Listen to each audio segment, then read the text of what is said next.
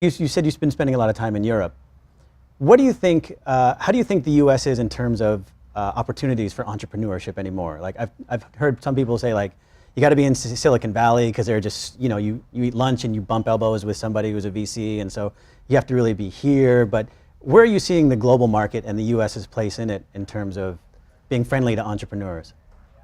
I think there's just no place like Silicon Valley. It's just what's amazing about here is that highly successful people, they don't just kind of fade away or go retire or go, they keep coming up with new businesses. They're always coming. It's almost like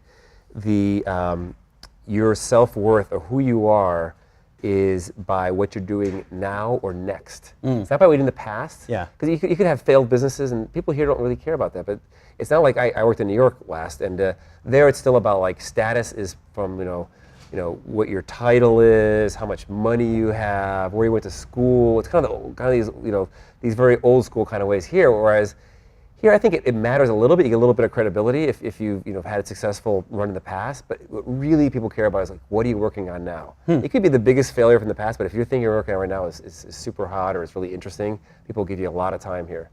And this really kind of hit home last summer. A group of Vivendi Universal executives, the senior executives, were doing this tour of Silicon Valley, and it's the reason I was invited to have lunch with them at some point. And they had, there were 12 of them, and they had three tables of four, and I kind of rotated each course, starter, meal, and then the dessert, each table. Are you speed dating these people, or what? They wanted to talk to me, and then so it was one way to they were basically they were meeting all the big companies here. They got access to, and their whole thing was to figure out like how can Vivendi Universal be more creative and more entrepreneurial. That was their whole thing, entrepreneurs. And all these executives asked me the same question. They go, you're like the umpteenth person we've met this week here. I was there on Friday when I met them for his lunch. They had been here all week. And why do you guys keep working?